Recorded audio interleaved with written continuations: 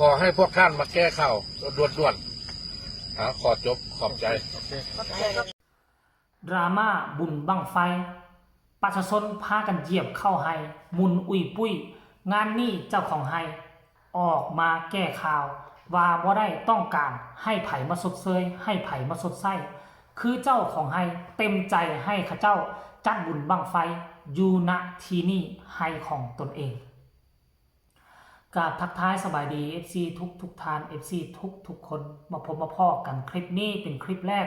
ของซ่องข่าวเด่นข่าวดังลังที่พวกเขาฮู้จักกันดีบุญบั้งไฟอยู่ที่เมืองเฟืองเป็นบุญบั้งไฟที่ยิ่งที่ใหญ่และมีกระแสโด่งดังที่สุดในประเทศลาวของพวกเขาก็ว่าได้เพราะมีบั้งไฟตื้อมีบั้งไฟ10 ล้านซึ่งสร้างกระแสฮือฮาโด่งดังไปทั่วฟ้าเมืองลาวและก็ข้ามไปทางประเทศไทยซึ่งเป็นประเทศเพื่อนบ้านก็พากันมาถ่ายคลิปถ่ายวิดีโอเหตุการณ์บุญบั้งไฟนี่ไปให้พี่น้องทั้งฝั่งไทยได้รับชมกันหลายซ่องเติบแล้วปัญหาที่มันเกิดขึ้นมาก็คือพบเห็นความสวยความงามกลมกลืนไปกับธรรมชาติม่องที่จัดงานเฮ็ดบุญบั้งไฟนั่นเป็นดินดอนตอนหน้าของประชาชนคนหนึ่งซึ่งเล่าไปทากถางเฮ็ดให้แล้วดินส่วนหนึ่งแล้วก็มอบให้เป็นของทางวัดเพื่อให้มีการจัดงานแล้วก็มีคนไปถ่ายภาพบรรยากาศที่เห็นผู้ที่เข้าไปร่วมงานนั่นได้ไปเหยียบเข้าให้กันละเนระนาดเบิ่งต้นเข้ากับล่มซ้ายล่มขวาก็เลยออกมาโพสต์เคลื่อนไหวบอกว่าไผ่จะรับผิดชอบในงานนี้เจ้าของให้คงจะเสียใจถ้าเห็นกกเข้าของตนเองเป็นแบบนี้ซึ่งเจ้าของให้เพิ่นออกมาแล้วล่าสุดนี้ออกมาประกาศอัดคลิปบอกว่าอยากให้เพจต่างๆช่องต่างๆที่ไปลงข่าวบอกว่าเจ้าของให้ต้องการความช่วยเหลือแนวนั้นแนวนี้นั่นมันบ่แม่นมูลความจริงที่จริงแล้วเจ้าของให้เพิ่นบ่เรียกร้องเอาอย่างทั้งหมดเพิ่นเต็มใจมอบเนื้อที่ดินตัวนี้ให้ทางวัดจัดงานจัดกิจกรรมครั้งนี้ซึ่งเข้าให้เพิ่นจะเสียหายหรือว่าบ่ได้เข้าจักเม็ดเพิ่นก็จะบ่เรียกร้องอีหยังทั้งหมดว่าซั่นให้เพจให้ช่องต่างๆออกมาแก้ข่าวให้แน่เพราะว่าเรามีความเสียหายว่าซั่นเด้รายละเอียดให้พวกเจ้าไปเบิ่งคลิปนี้สะก่อนจากปากของเจ้าของให้และจากผู้ที่มาจัดงานบุญบั้งไฟครั้งนี้ไปฟังกันแล้วจึงมาพ้อกันในช่วงต่อไป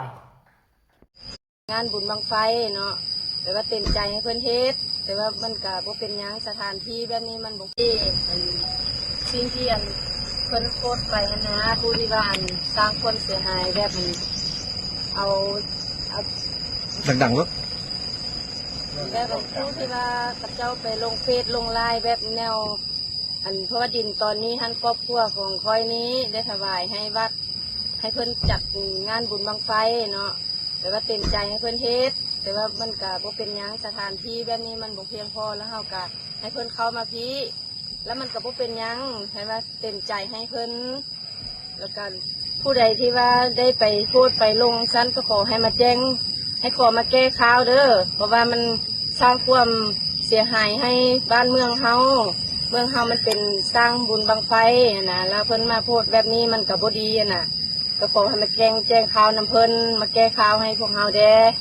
เพราะว่าครอบครัวพวกเขาก็บ่ดีใจนะในนามต่างหน้าที่ว่าในงานจัดงานบุญบั้งไฟมากับบุญบั้งไฟครั้งนี้นะในเมื่อมันเป็นลักษณะนี้แล้วอยากให้พวกท่านที่ลงโซเชียลหรือว่าลงเฟซลงเลยกระยาแนวที่มันแตกแยกความสมัครแนวที่มันนั้นอยากให้พวกท่านมาแก้ว่าพวกเราเฮ็ดครั้งนี้มันบ่แม่นเฮ็ดในนามส่วนตัวเฮ็ดในนามตามที่ตามของตามอันนี้เดี๋ยวนี้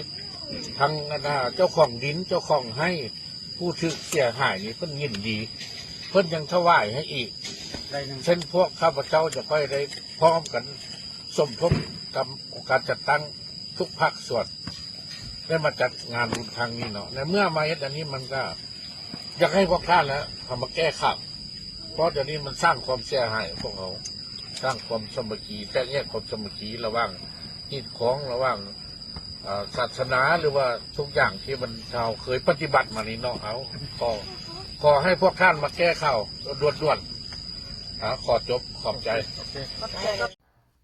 อันนี้แหละทุกคนสังคมโลกโซเชียลความจริงแล้วกับคันชิวาแล้วข่าวตัวนี้มันก็บ่ได้สร้างความเสียหายอีหยังเลยมันก็บ่ได้สร้างความเสียหายอีหยังยิ่งมันเป็นกระแสดราม่ามันยิ่งเห็นให้กิจกรรมตัวนี้มีความโด่งดังยุคนี้มันเป็นยุค2025มันบ่แม่นยุคเตาล้านปีย้อนหลังไป100 กว่าปีทั้ง100 กว่าปีแท้โลกโซเชียลมันบ่สำคัญมันบ่มีความจำเป็นต่อชีวิตประจำวันเลย100 กว่าปีได้แต่ทุกมือนี่น่ะโลกโซเชียลมันมีความสำคัญต่อการจัดกิจกรรมและต่อการดำรงชีวิตของคนเฮาด้วยซ้ำไปถ้าเจ้ามีกิจกรรมถ้าเจ้ามีงานถ้าเจ้าบ่โพสต์ลงสื่อโซเชียลออนไลน์โดยเฉพาะคือแอปฟ้า Facebook YouTube ต่างๆต่องานของเจ้ามันก็เดินไปบ่ได้เดินไปได้มันก็บ่มีคนเข้าไปชมผู้จัดงานก็จะลุกทึนเพราะฉะนั้นละเหตุการณ์ครั้งนี้นี่คือ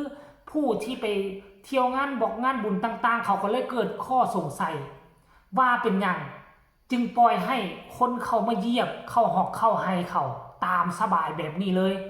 คนก็เลยไปโพสต์โอ้เจ้าของไฮจะคิดแนวใดเนาะคือเขามีความหวังดีต่อเจ้าของไฮโดยซ้ำไปขั้นท่ากรณีว่าเจ้าของไฮบ่คิดบ่เอาผิดเอาต้อง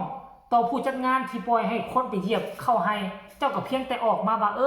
บ่เป็นอย่างเด้อเข้าไฮนั่นน่ะค่อยบ่เอาผิดเอาต้องค่อยบ่จำเป็นต้องการไผมาสดเชยสดใสเพราะค่อยมีความเต็มใจแต่ก่อนที่จะจัดงานครั้งนี้แล้วค่อยให้มอบให้วัดแล้วเป็นผู้จัดงานเพราะฉะนั้นค่อยเตรียมใจเอาไว้แล้วค่อยบ่แค่เรื่องกกเข้าเลากาของค่อยเจ้าก็เพียงออกมาแก้ข่าวแบบนี้แล้วก็แล้วไปแต่อันนี้เบิ่งด้วยว่าเจ้าของไฮก็บ่ปานใดแต่ผู้จัดงานออกมาบอกว่าต้องออกมาแก้ข่าวหีบด่วนเพราะสร้างความเสียหายให้พวกเฮาเจ้าค่อยเอาล่ะงงบ่ทั้งที่พวกเรานั่นเป็นกระบอกเสียงให้เจ้าซ้ำเจ้าจัดงานครั้งนี้ก็มีชื่อเสียงก็เพราะเพจต่างๆเพราะช่อง YouTube ต่างๆไปทายปีหน้านี้เจ้าให้สิมีชื่อเสียงโด่งดังและเขาจะจื้อจดจำมาวันที่เท่านี้ช่วงนี้อยู่ทางเขตบ้านของพวกเจ้ามีการจัดงานบุญบังไฟมันเสียหายมองใดเสียหายมองใดก็เป็นหยังเพิ่นว่าเสียหายก็ว่าเสียหายตามเพิ่นว่าล่ะท่านผู้ชมอันเพจใดที่พากันไปเฮ็ดข่าวก่อนหน้านี้ก็เฮ็ดข่าวซ้ำนั่นก็ว่าสร้างความเสียหายพวกเจ้าก็ออกมาแก้ข่าวเด้อเพราะเขาลงท้ายว่าต้องออกมาแก้ข่าวหีบด่วนเพจต่างๆช่อง YouTube ต่างๆที่เอาไปเฮ็ดยังโชคดีที่ว่าค่อยบ่ได้เฮ็ดคลิปเฮ็ดข่าวเกี่ยวกับเรื่องราวเหล่านั้นก่อนหน้านี้ค่อยมาเห็นคลิปนี้ค่อยก็เลยเอามาเป็นกระบอกเสียงซะว่าปัจจุบันนี้เจ้าของให้เพิ่นเรียกร้องให้เพจออกข่าวต่างๆก่อนหน้านี้บอกว่าคนไปเที่ยวงานบุญบังไฟมาเหยียบเข้าให้เพิ่นสร้างความเสียหายแล้วไผจะรับผิดชอบเนาะว่าซั่นถามหาคนรับผิดชอบซ้ำนี่ซื่อๆเพิ่นว่าเพิ่นมีความเสียหายปัจจุบันนี้นะความเสียหายของเพิ่นนี้บ่ได้เกิดความเสียหายจากคนไปเหยียบเข้าให้เพิ่นเกิดความเสียหายเพราะว่ามีสื่อมีเพจต่างๆนั่นไปเว้าโดยที่บ่มีมูลความจริงแล้วเพิ่นตั้งใจให้คนไปเหยียบเข้าให้เพิ่นโดยซ้ำเพื่อว่าจะให้คนไปชมบุญบังไฟหั่นน่ะได้มีบอนอยู่บอนยืนบอนเหยียบชมแบบสบายใจว่าซั่นกับผู้ใดที่เฮ็ดข่าวก่อนหน้านี้ก็ออกมาแก้ข่าวให้เพิ่นแน่ก็แล้วกันเนาะล่าสุดก็เอามาบอกออกมา